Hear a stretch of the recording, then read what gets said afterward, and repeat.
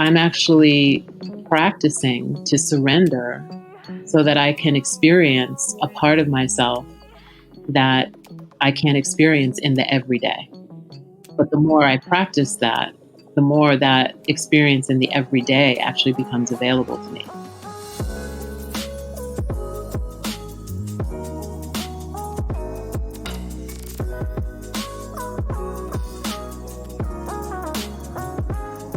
That was Tracee Stanley. Hey everyone, Danny Pomploon, and welcome back to the Yogi Misfit Sessions.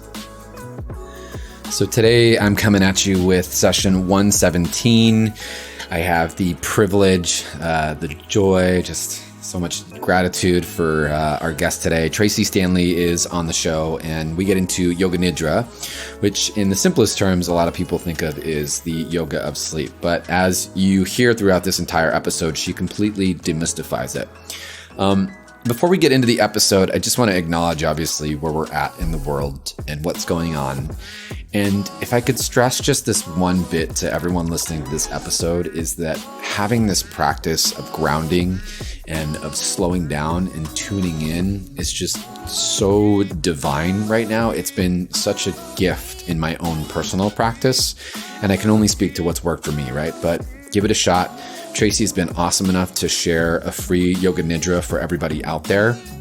Right now, more than ever, we need tools to really tune in and to take care of ourselves. So use the resource, listen to her words. They're just extremely inspiring, and she's just an amazing, I really have no words to describe this whole entire episode and how amazing it was to have her on. As always, the show doesn't go on without you guys, your love, your supports. So if you have a second, head over to iTunes and leave us a review. We have the support page up as well. We're taking any donations just to get the show sustainable. And there's also the last part too. My yoga app is out there right now, and I have unlocked all of my meditations and all of my relax-based classes just as another resource for everybody right now. Hope you guys are taking care of yourselves. Hope you are healthy and well. And without further ado, here is Tracee Stanley on session 117. Tracee, I almost feel like we should have recorded what we were talking about before we hit record. I totally agree. Well, welcome to the podcast. I know we've been trying to connect for quite a while, and kind of along the lines of what we were just saying. Apparently timing is everything, and you were supposed to be on now, and what better time to be on the podcast than now? Absolutely. It's amazing how things have aligned on this April 1st. Yeah, it is a different, it's a whole different day. I'm surprised you know what day it is, because for me, it's just been today, yesterday, and tomorrow. That's all I know.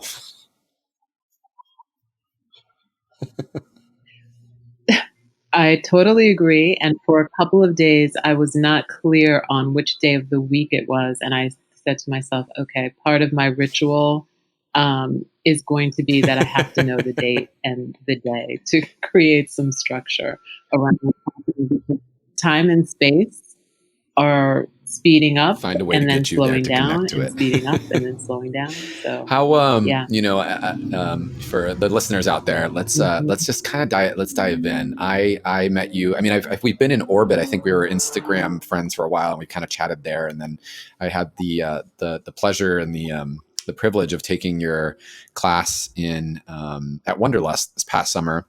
And I got to take your Nidra on culpa class, which was absolutely amazing and phenomenal and blown away. And yeah, I want to hear about your, I don't know all of your journey going into Nidra and to, the work that you're doing now. How did you get there? Wow, that's a great question. So I was actually introduced to the practice of Yoga Nidra through one of my teachers, Yoga Rupa Rod Stryker. And that was in 2001. And at the time when he introduced us to the practice, he didn't really give it a name. Mm-hmm. It was during a satsang, and he basically just instructed us to lie down. And then he led us through what felt like a guided meditation. But I got deeper in that meditation and in that experience than I had ever felt before. where I literally felt like my body was dissolving, that I was Mhm. everywhere and nowhere at the same time. Mhm. And so I just became obsessed with the practice. And at that time, there were not a lot of books on Yoga Nidra. There was one book that was available that I could find, which people refer to as the Blue Book. And then I started reading that and started offering, kind of guided shavasanas based on the practices that were in that book. And it really wasn't until I started to read more of the Devi Mahatmya and became introduced to some teachings through Sri Vidya and realized that there was a goddess by the name Yoga Nidra. And that was the journey that kind of started me investigating. And then I was introduced to a teacher by the name of Swami Veda Bharati, who's since left his body, who really wanted people to understand the practice of Yoga Nidra. Um, and then I also had heard, all of Swami Rama's siddhis came from practicing Yoga Nidra. I was like, well, that's kind of interesting. Um, and the more and more I did research, the more I realized that Yoga Nidra was itself a full system of yoga that incorporated all of the limbs. And I just started practicing and getting more tuned in and reading more. And Mhm. my teacher, Rod Stryker, actually started to focus more on leading Nidra trainings and immersions. And so I got deeper into that. And at some point, I just realized that this is this healing salve that everybody needs. It's one of those things that meditation a lot of times feels unattainable because people look at the photographs of people meditating and they see, they're sitting in this perfect posture and they're in lotus position. And most of us can't sit for a long time without being distracted by some part of the body that becomes painful or uncomfortable. But everybody, for the most part, can lie down or can find a restful position, whether it's in a chair or side lying. And it makes the practice that much more accessible to people. So I just feel like this is the practice for everyone. And I just felt like it's something that I need to share as much as I can. And here So we are. let me back up a little bit. From I think a lot of people don't actually know about Nidra. I didn't know about it until maybe just a couple of years ago in my yoga journey. And a lot of people think, and this is really, I love that you said that because there's a whole system behind it. But a lot of people think that yoga is just or rather, Yoga Nidra is just the yoga of sleep. And I Hmm. think that is kind of the the baseline. If you were to say two words to it, sure, but help us digest a little more about Nidra. Help us break down its system and how it works and why it works so well. Another great question. So, yeah, a lot of times we hear this definition of Yoga Nidra as being the yoga of sleep. And then if we think about the yoga of sleep, we feel like, we're going to take a yoga nap, or this Sign me up. right? Or this is something to help us fall asleep or to cure insomnia, or because I did the practice of Yoga Nidra and I fell asleep, that's what it's for. And in reality, it is a practice that helps you to wake up to your life, right? Mm, So you may hear people talk about it as conscious sleep, enlightened sleep, awakened sleep. mhm. Um, and I think the first thing to talk about is really that Yoga Nidra is more than a technique, right? Okay. It's not the technique of, I mean, it is the technique, but it's more than the technique. It's actually a state of consciousness. Mhm, And it's a technique that leads us to a state of consciousness. And as I mhm, mentioned before, it's also, she's a goddess. mhm. And she is that goddess that holds the universe together and supports everything and nurtures everything and has Okay. the ability to put you in the deepest, deepest restful place of sleep, which is a sleep of awakening that awakens you to your true nature. Uh, So when we start to reframe, I feel like it gives us a little bit more reverence and maybe even devotion towards the practice. versus I'm going to go in and take a nap. Right. Or that I'm doing something. Right. Right? It's like I'm actually practicing to surrender so that I can experience a part of myself that I can't experience in the everyday. But the more I practice that, the more that experience in the everyday actually becomes available to me. Would you say, like, when people, I always think about this. I think about the student archetypes. So I think, the athletes, and we know who those people are. They come in and we want sweaty vinyasa, go. And then there's, the mystics, and that would be more a subtle energy moving into this. And then there's the archetypes, and we're the nerds. Why does your bone move that way? How does it work? When you twist it, what happens? Let's dissect it, put it together. I think that, well, maybe anyway, would you, when people come into my class and they're like, want sweaty vinyasa, and I'm like, all right, I'm going to get you in that way. But if I got to give you 30 million crunches to get you to listen to me talk about how you are God, so be it. Would you say that people coming in and maybe falling asleep to a couple of Nidra classes, like, it's not the worst thing in the world, right? But eventually, as they start to come in, those layers start to peel off, and then the other things start to evolve, and then, more things start to be seen.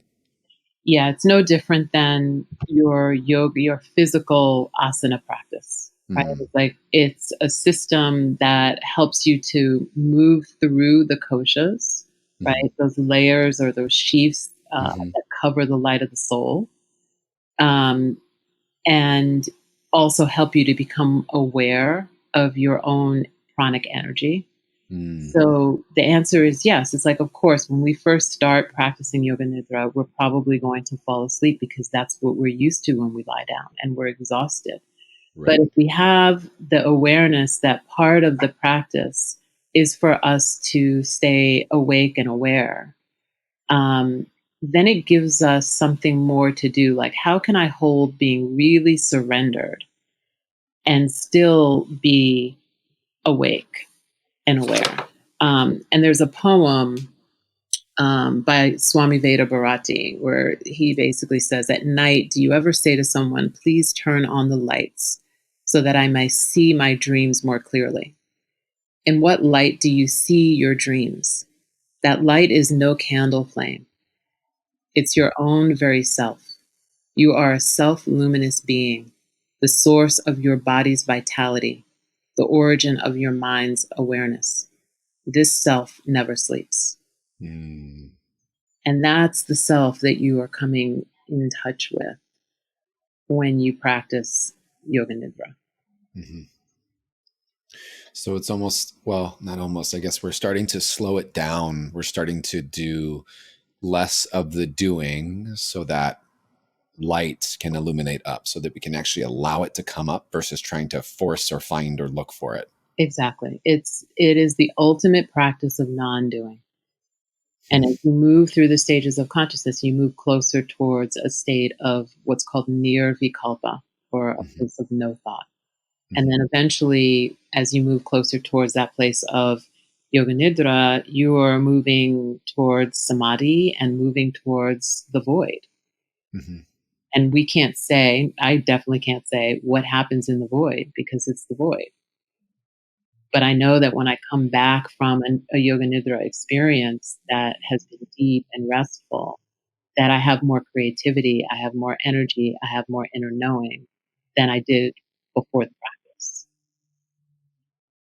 What is your own personal experience like from, let's say, a start? I love how you come out of a Nidra, and how it's just you're the only words I have to say it is, but you're tuned in, right? You're tapped into the field.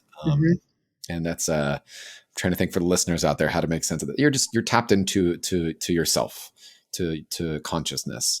Right. What's your experience like from like start to finish? Like, how do you, when you start to go into your own practice, we always see teachers teaching these practices, but when they go into their own, this is part of your ritual. And I know that's a big part of not just it's you, it is totally you as a being. How is it when you go through this, what is the experience like for you? Well, the experience really depends on the day and what's happening, right? But in general, it's about setting up the most luxurious Yoga Nidra nest so that I can fully rest, right? And honoring myself as a divine being, and honoring Nidra Shakti as the place and energy and vibration that I would love to connect to, and doing everything possible to be able to really surrender into that space. So, going in, and I self lead or self guide myself into the technique of Yoga Nidra, hoping that I can surrender into a deeper place. And when I come out of it, I always have a journal next to me so that I can free write, or I can mind map, or I can draw whatever is coming up. Because I feel like, and I don't know, I could be the only one, but a lot of times we get these insights and epiphanies and then they're lost. Yeah. Right? Yeah. I struggle with that as well. Like things happen and you're in there and then you kind of come out and you start to, I almost lose the integration period. And I'm like, okay, this needs to happen next. And then I forget. Right. So I always keep something, a pen and a journal, so that I can write at least for 10 minutes, maybe 15 minutes or longer, depending on how much time I have, so that I can capture all of that. And that helps with what's called smriti. Smriti is the yoga of retention or memory. So it's kind of like a smriti sadhana. Because in my own personal life, I've definitely had epiphanies and insights and forgotten them, and then had to be reminded again that, oh, you already knew that, but you forgot. Right. So I think it just helps to keep that. And, I do some chanting to the goddess before and after to kind of open the container and close the container. So the practice for me is something that's full of devotion and love for the goddess and for myself. It's a practice of self-love. It's a lot more than just rolling out your yoga mat and lying in shavasana. And it can be a really beautifully healing practice. I mean, I think we all want that, right?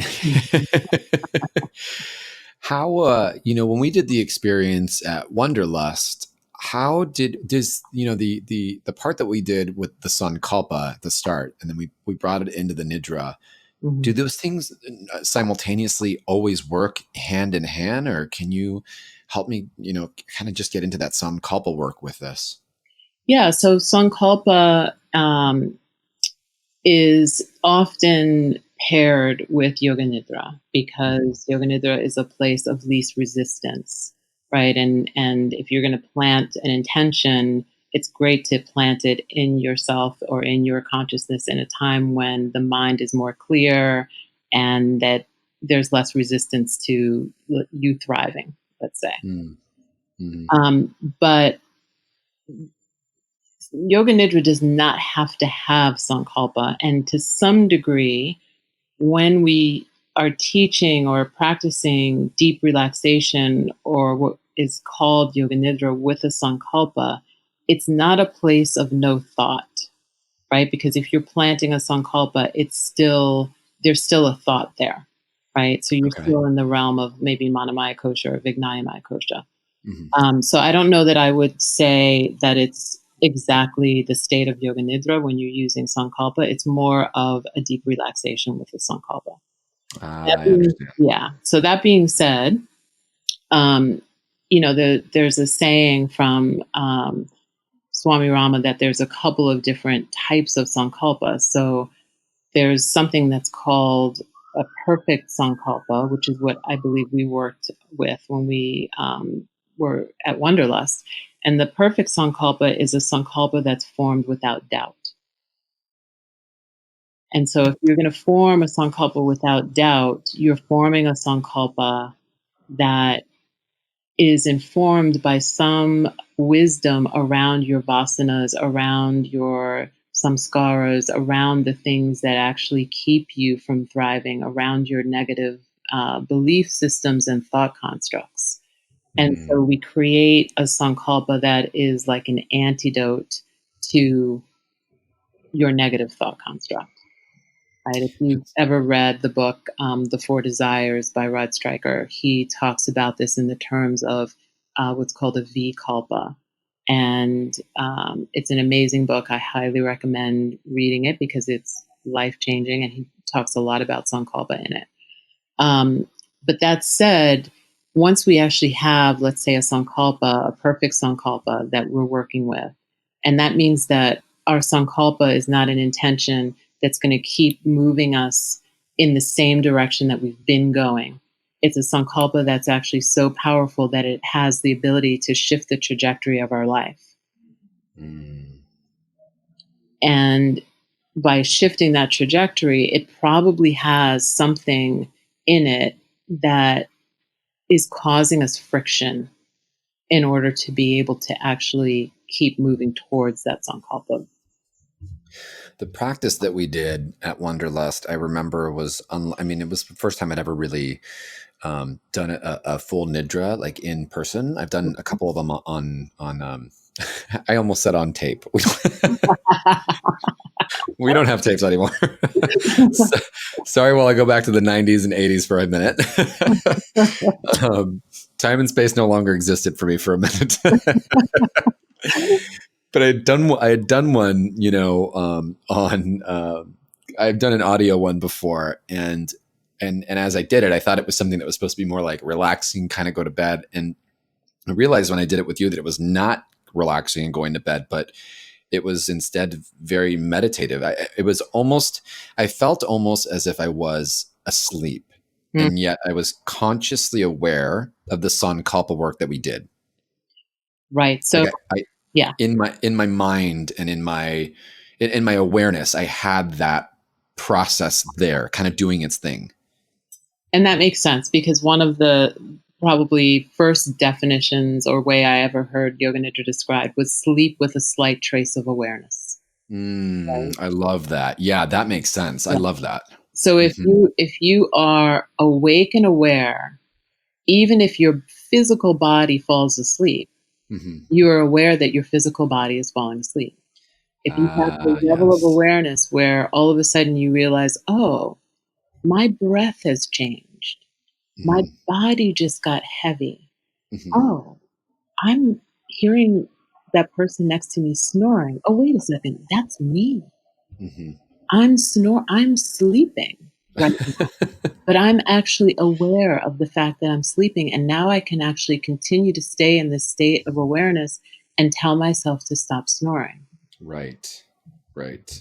So it's a really beautiful journey. And I believe what we did with the sankalpa was that we placed the sankalpa in the body as a vibration, if I remember correctly, which class we were doing together.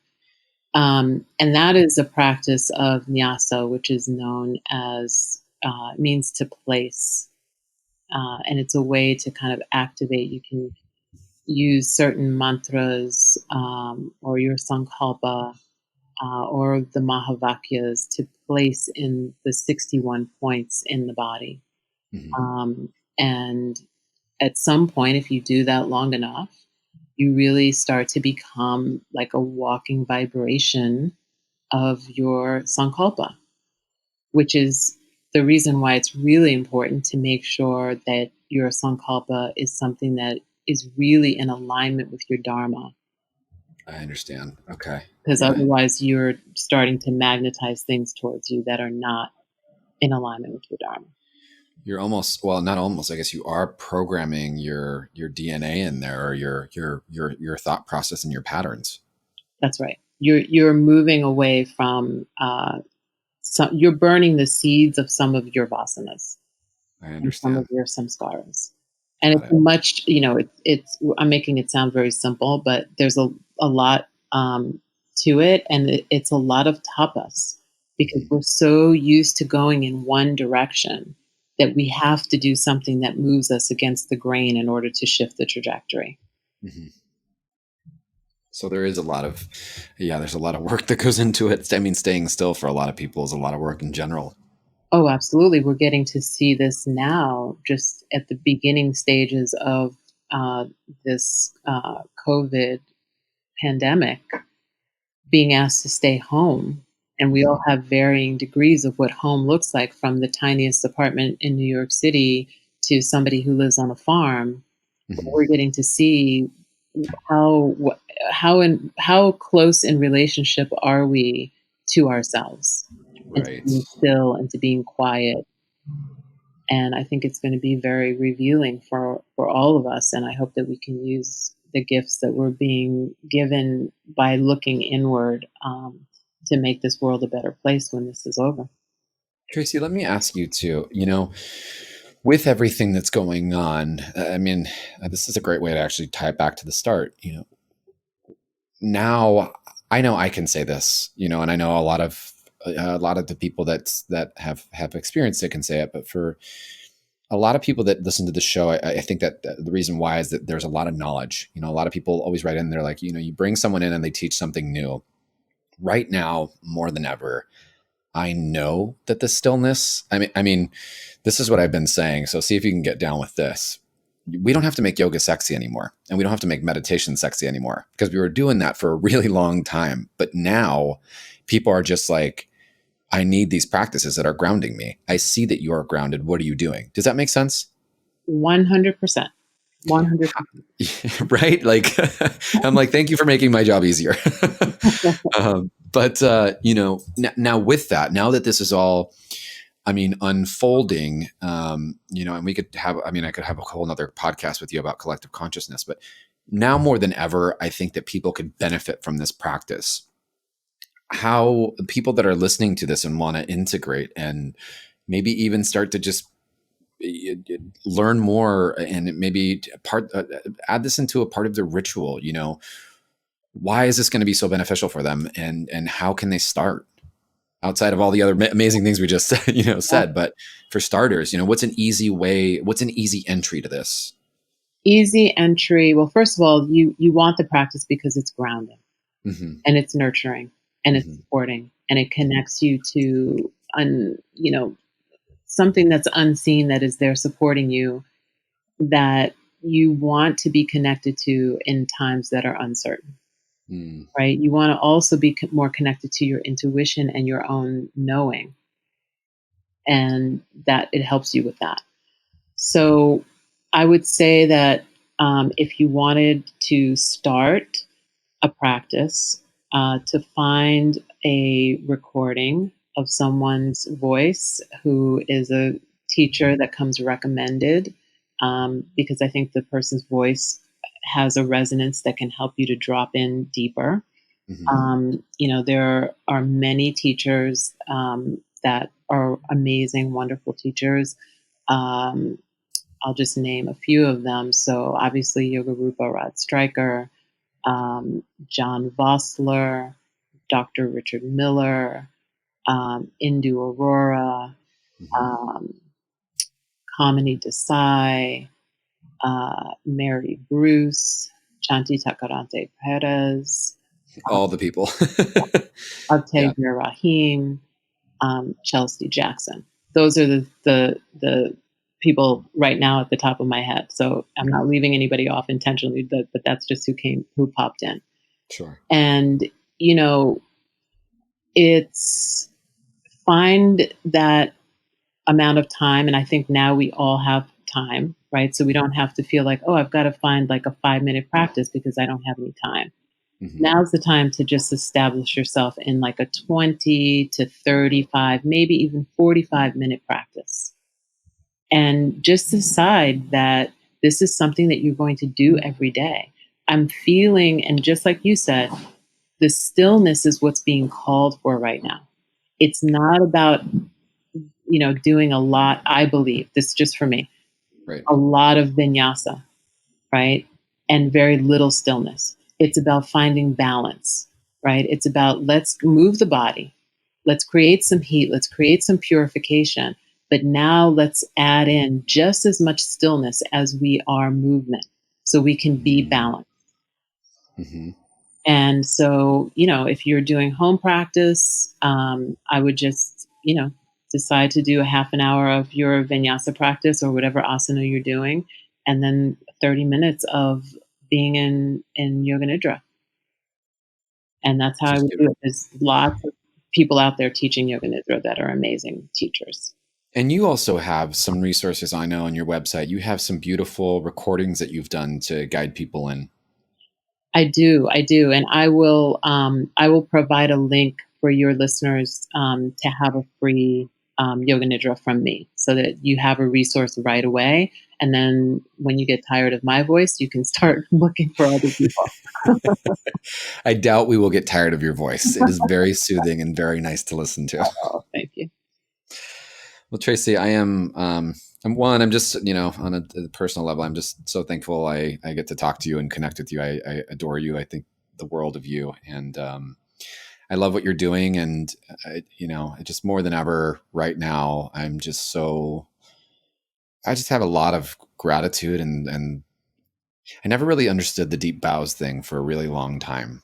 And I think I now understand what that means, and just very much deep bows for some amazing, fierce, strong teachers like yourself. And, like some of the other people that we talked about. I'm just really glad that we have you out there to hold us down. We need it. Thank you. I so appreciate it. It's definitely received. And thank you for having this podcast, this place where wisdom can be disseminated and people can gather and, get teachings. It's really important, especially right now. So yeah. Thank you for seeing me. And I really, really honor you. So thank you. Thank you, Tracee. And until the next Yogi Misfit sessions, this is Danny and Tracee saying peace out. Thank you, guys. Bye.